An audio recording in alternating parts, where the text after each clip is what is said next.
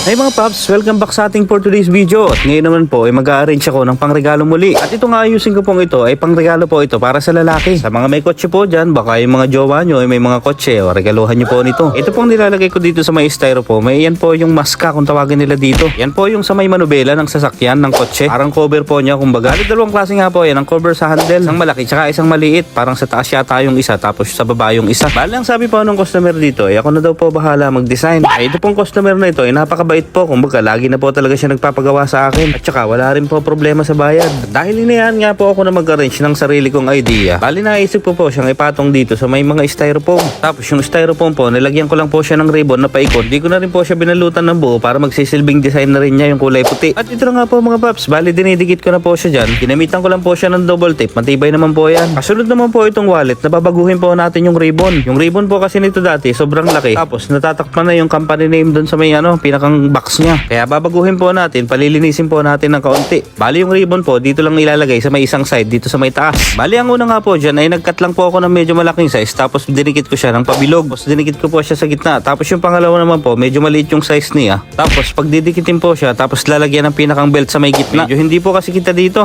Nung mabago na nga po natin yung ribbon, ay lalagyan naman po natin siya ng scotch tape dito sa may baba. Para po pagka nilagyan na natin ng tubig yung sponge, ay hindi po siya mababasa. Kumbaga po, may nakasuporta sa kanya. Parang kayo po. Napakasolid ng suporta nyo sa akin. Maraming salamat po. Mabuhay po kayo. At ito na nga mga paps, bali bukod po dun sa may handle at saka dun sa may wallet, meron din pong regalong kwintas. Pero itong kwintas po na ito ay hindi isasabit sa leeg. Para din po sa kotse ito dun sa may mirror niya, sa may gitna. Bali Thursday night nga po ito, hinanda ko siya ng gabi. At ito na nga po, Friday na ng hapon. At kung napansin nyo nga po mga paps, ay nilagyan ko na po siya ng tubig. Gaya po ng sabi ko dati, ang paglalagay ko po ng tubig ay alalay. Kasi po, ang pagre-regalo naman po nila ng bulaklak, pag sinabi po nilang fresh flowers, ibig sabihin on the spot po nila kailangan. Kapag po ganitong arrangement na maraming style, na maraming dinidesign na ialalay po ako sa mga tubig. Kasi po ang tubig po ay nakakapagtanggal ng dikit ng glue. Kaya nga po nung lagi kong sinasabi, ayaw po ng mga malalamig sa glue. Mali pala. Ayaw ng mga glue sa malalamig. Kaya po kumbaga minsan may mga nagko-comment po bakit walang tubig, bakit walang tubig, ay ilang beses ko na rin po na-explain. Kapag po ganitong arrangement, para po sa akin talaga, ay alalay po ang tubig kapag maraming dinidikit-dikit. Pero kapag pure po na puro bulaklak lang, ay wala pong problema, busugin po natin yan ng tubig. Ay kasi po ilang beses na po ako nagre-repair ng mga regalo na galing sa ibang shop na sobrang dami ng tubig. Tapos yung mga nakadikit po, tanggal-tanggal na. So far naman po kumbaga, wala naman po nagreklamo sa akin na tungkol dyan sa may mga tubig na yan na namatay yung mga bulaklak. Kasi po bago po ako makipag-deal ng order sa kanila, ay tinatanong ko po sila o kailan nyo kailangan, kailan nyo ibibigay, anong klaseng design, ano marami bang ididikit o yung gusto mong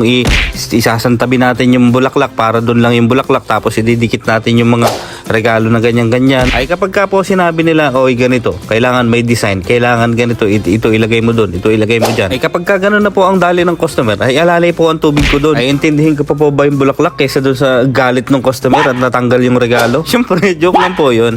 Pero ang lahat po ng mga sinabi ko ay totoo at yun po ay opinion ko at base sa karanasan ko. Itong mga ito po, ano pong pinagkaiba nito sila? O di ba po sa mga ganitong arrangement, as in wala talagang tubig yan sila. Pero pare-pareho po sila, mga fresh flowers. Ay na po, ang hirap po mag-explain ay. Dito sa pagiging florist ko po, wala po akong proper training. Kumbaga, ang mga sinasabi ko po ay base sa mga karanasan ko. Kaya po nung sabi ko dati, ako po ay nagtuturo ng sayaw. At bigla na lang ako napadpad dito. At ito na po ang final look ng ating flower arrangement. Sana po nagustuhan ninyo. Muli po, maraming salamat.